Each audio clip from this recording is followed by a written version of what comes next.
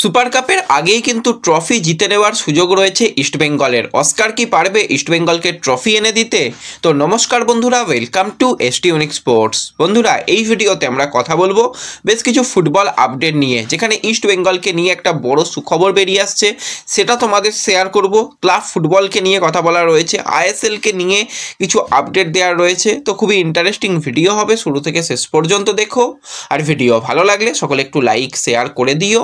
আর যারা চ্যানেলে প্রথমবারের জন্য এসেছো, মনে করে চ্যানেলটাকে সাবস্ক্রাইব করে নিও, তাহলে প্রিয় দলের খেলার সমস্ত আপডেট তোমরা এখানে পেয়ে যাবে। তো চলো আর দেরি না করে ভিডিও শুরু করা যাক। তো শুরুতেই যদি আমাদের জাতীয় দল নিয়ে কথা বলি, তো জাতীয় দলের সামনে নিয়ম রক্ষার ম্যাচ রয়েছে বাংলাদেশের বিরুদ্ধে। তো সেখানে অনেক নতুন নতুন প্লেয়াররা সুযোগ পেয়েছে। মোহনবাগান কিন্তু কোনো প্লেয়ারকে রিলিজ করেনি।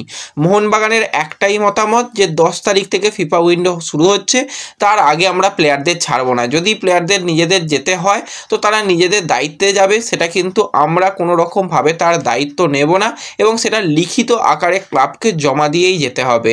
তো সেটা কোনো প্লেয়ার তারা করতে রাজি হয়নি, তো প্লেয়াররাও যেতে রাজি হয়নি, এবং সেই জন্য কিন্তু ন্যাশনাল টিম থেকে তাদের কলও করা হয়নি।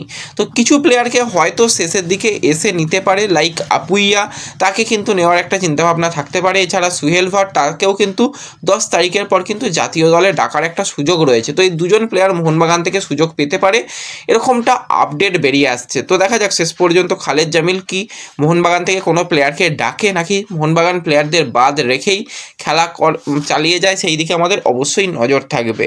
এবং এর মাঝখানেই কিন্তু একটা বড় আপডেট বেরিয়ে আসছে, সেটা হচ্ছে কেরালা ব্লাস্টার্সকে নিয়ে।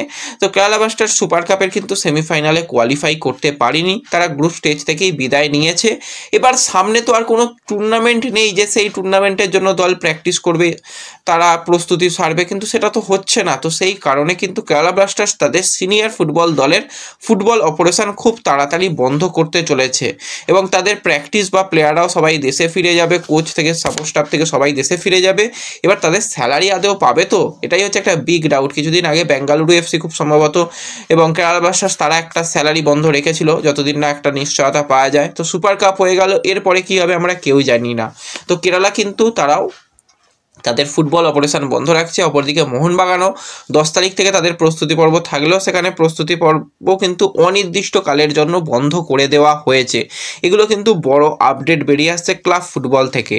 তো এর মাঝখানেই কিন্তু ইস্টবেঙ্গলের শীর্ষকর্তা একটা বড়সড় বার্তা দিয়েছে, যেটা কিন্তু যথেষ্ট পজিটিভ আমার মনে হয়। কারণ ভারতীয় ফুটবল এই মুহূর্তে একদম অন্ধকারে চলে গেছে, কারণ কোনো রকম কোনো কোম্পানির তরফ থেকে কোনো রকম ট্রেড করাই হয়নি। তো সেক্ষেত্রে কারা স্পন্সার করবে?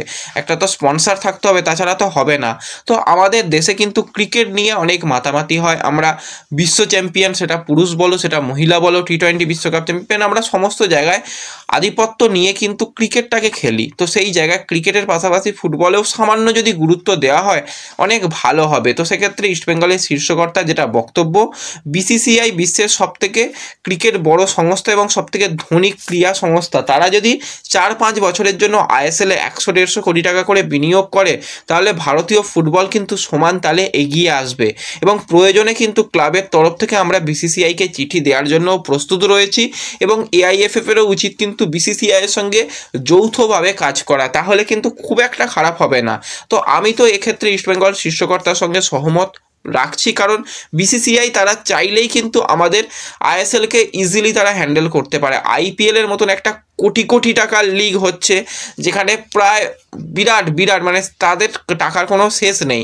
তো সেখানে আইএসএল একটা ছোটোখাটো ব্যাপার, সেখানে যদি এআইএফএ মিলিত হয়ে বিসিসিআইয়ের সঙ্গে কাজ করে খুব ভালো হবে। কিন্তু এআইএফএফে যারা উপরে বসে রয়েছে তারা তো পাক্কা একটা মানে কি বলবো আর, তো তাদের সেই চুরিবিদ্যা মহাবিদ্যা তারা করে যাচ্ছে, তারা তো আর চুরি করতে পারবে না। তো সেক্ষেত্রে তো ওই জন্যই ভারতীয় ফুটবল যাক না, যা হচ্ছে হোক না, তারা তো ঠিক দিনের শেষে বেশ ভালোই টাকা পেয়ে যাচ্ছে, টাকা কামিয়ে নিচ্ছে।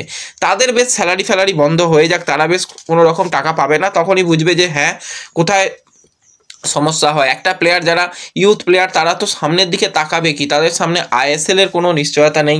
আই লিগ কী হবে তো ভুলে যাও, আই লিগের কথা ভুলে যাও, আগে আইএসএল না হলে তো আই লিগের কথা হচ্ছেই না।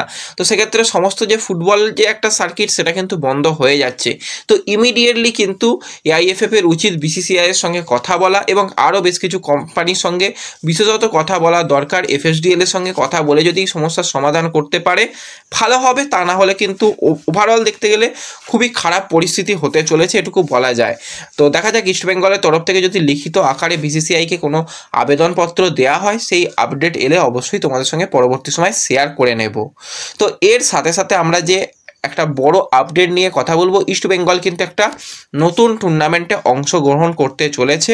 তো সেই টুর্নামেন্টে কিন্তু ইস্টবেঙ্গল ছাড়াও কিন্তু আরও 15টি দল, টোটাল 16টা দল কিন্তু সেই জায়গায় অংশগ্রহণ করবে। 16ই নভেম্বর থেকে 29শে নভেম্বর পর্যন্ত গ্যাংটকে এই খেলাগুলো হবে। তো খেলাটা হচ্ছে ইন্ডিয়ান গভর্নর্স গোল্ড কাপ।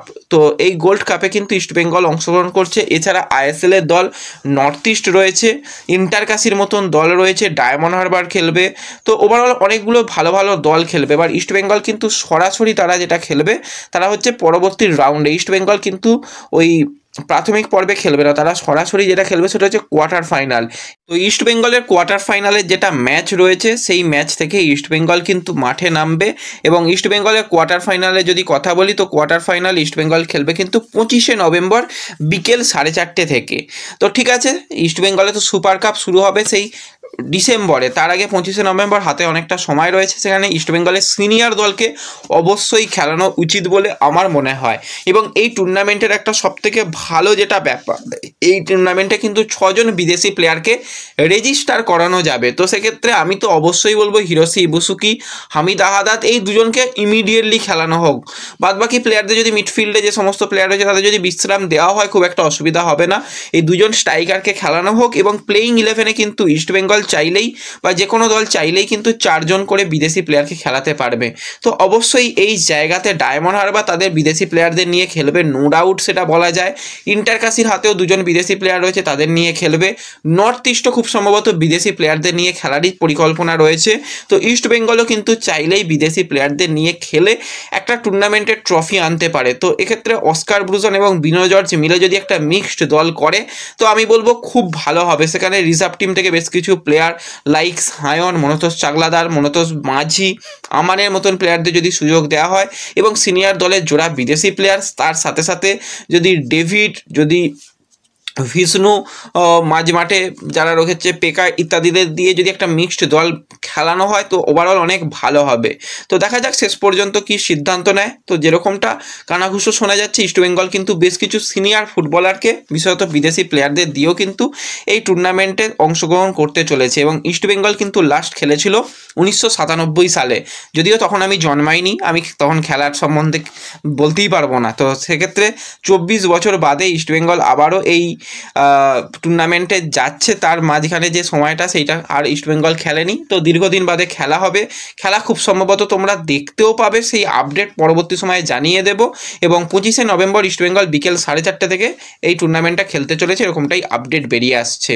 তো এই ভিডিওতে এই আপডেটগুলোই শেয়ার করার ছিল। ভিডিও ভালো লাগলে লাইক শেয়ার করে দিও, চ্যানেলে প্রথমবারের জন্য এলে সাবস্ক্রাইব করে নিও। দেখা হবে পরবর্তী ভিডিওতে, ধন্যবাদ।